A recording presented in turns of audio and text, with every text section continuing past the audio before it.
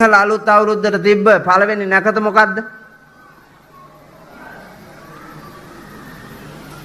ඈ? මොකද්ද පළවෙනි නැකත?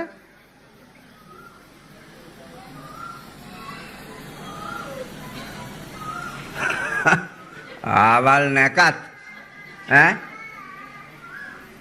පඩත්තර වැඩ කර හිටියා මිසක් බැලුවා නැකත්. අඩුතරමේ මේ නාකි ගෑණියක්වත් මේගිලාටත් තවත් කුලප්පුව. නාකි වෙන්නත් අලුත් ලෝකයේ එකීලා තාලෙටම මෙවුන්දලත් යනවා. ඔව් දෙනිම විතරයි තව ඇන්දේ නැත්තේ. දෙනිම විතරයි ඇන්දේ නැත්තේ. ඒකටත් එනවා පුළුවන් නම්. සිංහල අලුත් අවුරුද්දට තිබ්බ නැකත දන්නේ නැහැ. නැකත දැනගන්න සංස්කෘතියක් තියෙන්න බෑ.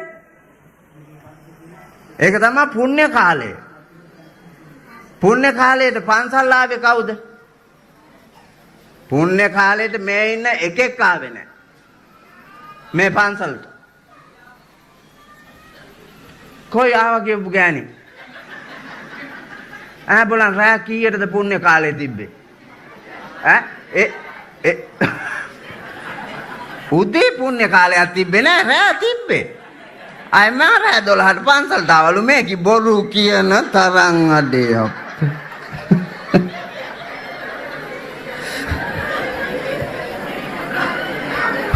ඒක තමයි නැකත තිබ්බු වෙලාවවත් දන්නේ නැහැ. නැකත තිබ්බු වෙලාවවත් දන්නේ නැහැ අපි. නැකත් බලනවා තියා. අපි මොනවද කෙරුවේ? ඒ වෙලාවේ හැඳි ගෑවා දොදොල්. ඔව් ඒ වෙලාවේ හැඳි ගෑවා අලුවා. දොදොල් නෙමේ හැඳි ගෑවේ. උඹලා මොකද්ද දන්නවද කෙරුවේ? මේ අනාගත පරම්පරාව හැලියක දාලා හැඳි ගෑවේ. ඔව් ඔව් අනාගත පරම්පරාවට උරුම ශ්‍රී ලංකා සංස්කෘතිය ජාතිකත්වය ඔවුන්ගේ ආගම දහම ඔවුන්ගේ අභිමානය ඒක තමයි හැලිය දාලා හැඳි ගෑවේ. නැත්තම් පන්සලට එක්කන් එන්න තිබ්බෙම නැද්ද? ස්වාමීන් වහන්සේ රැහින්ද බෑ. එහෙනම් මගුල් ගෙවල් වල බුදියන්නේ රෑ. මල ගෙවල් වල ලගින්නේ රෑ. සංගීත සංදර්ශන පොලේ ඉන්නේ රෑ. නාට්‍ය පොලේ ඉන්නේ රෑ. ආධුනික ගීත ප්‍රසංගයේ ඉන්නේ රෑ. ඒකේ කරුවල නැද්ද? ඒකේ රෑ නෙමෙයිද? අවශ්‍යතාවයක් නැහැ. අවශ්‍යතාවයක් නැහැ. අවශ්‍යතාවයේ තියෙනවා නම් ඕනෑම තැනකට රෑද දවල්ද නොබලා යා හැකිනේ අපි මිනිස්සුනේ. අපිට නිර්මාණශීලීව ඒක කරන්න පුළුවන්. අඳුර නම් ආලෝකයක් අරන් යනවා. අඳුර නම් ආලෝකයක් අරන් යනවා අපි.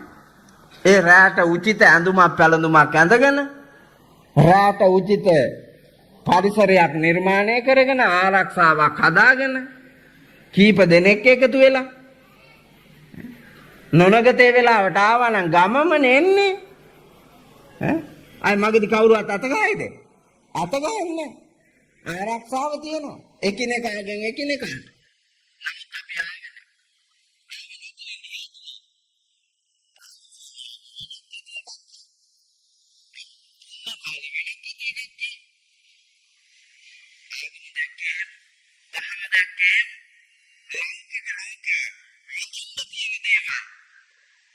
තණ්හාවෙන් අල්ලා ගත්තා. ආසාවෙන් අල්ලා ගත්තා. ඒ වාගේ දුක් ඔබට තේරෙන්නේ තව පරම්පරා කීපයක් ඉස්සරහට යනකොට. දැනටම අම්මට ගරු නෑනේ. තාත්තට ගරු නෑනේ. නේද? ස්වාමියාට ගරු නෑනේ. දැන් කසාද බැඳලා එන දවසේ මිනිහට වැන්දා මගුල් පෝරුවෙන්. මතකද ඔයාලට? මිනිහට වැඳපු දවස මතකද මගුල් පෝරුවේදී? වැන්දානේ. ඊට පස්සේ ආපහු වැඳපු දවසක් මතක් කරාපල්ල බලන්න. මිනිහට ආයේ ඊට පස්සේ වැන්දේ නැහැ. ස්වාමීන් වහන්සේ ඇත්තටම මිනිහට වඳින්න ඕනෑමද? මොකක්ද ඒකගේ තියෙන විශේෂත්වය මට වඩා? විශේෂත්වයේද? මෙතන හීන් ඇවුන් නැත්තම් කියනවා මං ඔක්කොම සුද්ධ සිංහලෙන්. ගෑණියෙකුට හම්බෙන උතුම්ම පදවිය මොකද්ද? ඔව් මෞකම නිසා හම්බෙන ලෝක ප්‍රකට උත්තරීතර පදවිය මොකද්ද? gedara budun අම්මා බුදු පදවිය. ඔය gedara බුදු පදවිය හම්බෙන්නේ කවුරු හින්දාද? ඈ? ඕ මිනිහා හින්දා ඒකට වඳින්නේ ඒකට. උඹ බුදු වුණා නම් බුදු උනේ මිනිහා හින්දා. මට බුදු බව ලබා දුන්නු මට බුදු වෙන්නට විවරණ දුන්න මාගේ පිම්බතා ඔබ. ඒ හින්දායි දන ගහලා වඳින්නේ. අනිත් එක තමන්ගේ වැදූ අම්මටවත් නොදී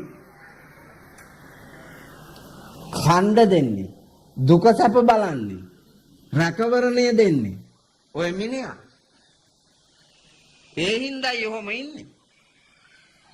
ඒ වුණාට ඒකගේ වටිනාකමක් තියනවද? ඈ? ඒක නිකන් කූතහඬියාගේ රිලව වාය කරලා තියෙන්නේ. පිරිමියා කූතහඬියාගේ රිලව වාගෙන මේ ගෙදර බලන්නකො හොඳට බලන්නකො. කූතහඬියාගේ රිලවට හිතුණු තැන නටන්න පුළුවන්ද? බෑ. කූතහඬියාතේ කෙවිත තියෙන්නේ. පාරේ යනකොට අපූර්වට යන්න ඕනේ. සෙනග ඉන්න තැනක නවත්ත ගත්තාට ආය ඌට හිතිලා අරුන්ට පේන්න නටලා පෙන්නනවද? නෑ. කූතහඬියා කිව්වොත් විතරයි නටු. ඔයාලා ගෙවල් වලත් ඒකම තමයි. කූතහඬියා කිව්වොත් තමයි උඹලගේ ඩාන්ස්.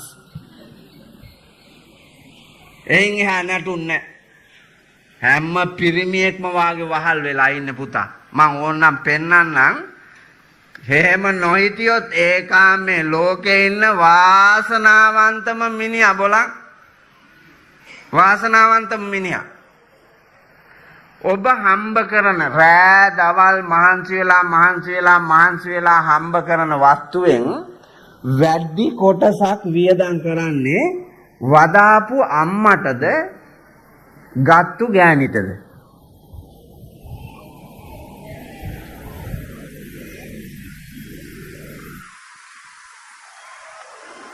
ගෑනිට. ගෑනිද උතුම් අම්මද උතුම්?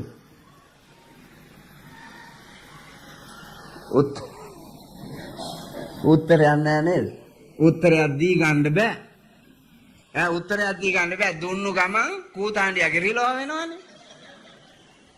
උත්තරේ දීපු ගමන් කූතහඬියාගේ රිලව වෙනවා.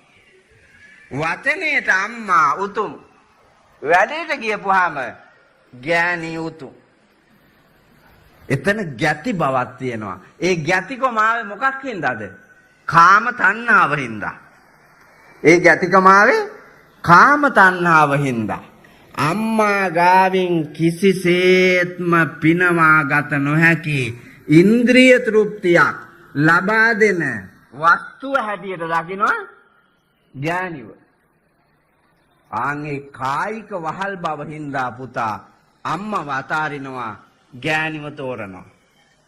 ඔය මහලු නිවාසවලට විසි වෙලා ඉන්න හැම අම්මා කෙනෙක්ගෙම තාත්තා කෙනෙක්ගෙම අත්දැකීම් බලන්නකො. හේතුව ඒක. එතන තමයි හේතුව තියෙන්නේ. ගැටුම් හැදිලා යක්කු වාගේ නයි පොළොංගු වාගේ ભેද බින්න වෙලා තියෙන පවුල් බලන්නකො. හේතුව ඒක. මේකේ වැඩි වගකීමක් තියෙන මේ සමාජ අර්බුදයේ වැඩි වගකීමක්. මේක निराකරණය කිරීමේ වගකීමක්. ඒ දුක නැති කිරීමේ බාහිර දූර උරුමය තියෙන්නේ කාටද? කාන්තාවට. මම බණ කිව්වහම මට බයිනවා සමහර තැන ගෑනුන්ට බයිනවලු කියලා. හේතුව කාන්තාව මත මේ සමාජයේ ගොඩ නැගෙන්නේ. ඇයනේ අම්මා. ජාතියක අම්මා. ගෙදරක අම්මා. ජාතියේ ගෙදර බුදුන් සහ ගුරුවරයා. ජාතිය රකින දෙවියා. නොපෙනෙන දෙවියන් වැන්දේ ඇයි ඔබ නිවසේ දෙවියන් අම්මා. පුබ්බාචාරි අම්මා.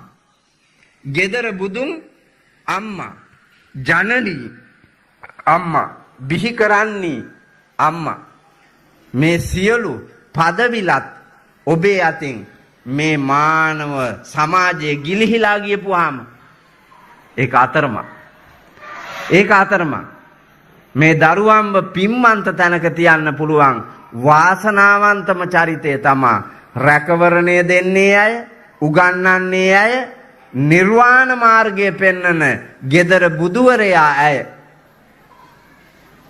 එහෙව් සමාජය දැන් කැඩිලානේ බිඳිලානේ විනාශ වෙලානේ දරුවන්ට බැන්නට වැඩක් නැහැ. අපි බණ කියනවා තමා පුංචි උන්ට කියලා වැඩක් නැහැනේ. මහය උන්නේ පෙන්නන්නේ යන පාර.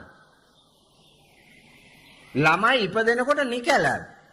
භාෂාවක් දන්නේ, සංස්කෘතියක් දන්නේ, නීතියක් දන්නේ, ජාතියක් දන්නේ, ජීවනෝපායක් දන්නේ මොනවත්වත් දන්නේ නැති මේ පොඩි එකාට ඒ සියල්ලම උගන්නලා මේ ලෝකෙන් තියන්නේ ඒකේ බාර දූරම කාර්ය අම්මට ඒකම තාත්තට මේ දෙදෙනාගේ රැකවරණයෙන් එළියට එන දරුවාගේ විමුක්තිදායකයෝ නිර්වාණගාමියෝ අම්මයි තාත්තයි.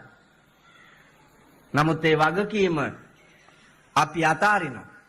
ඒ යුතුයකම අපි අතාරිනවා. ඒ ආධ්‍යාත්මීය උත්තම ගුණය අපෙන් ගිලිහිලා යනවා.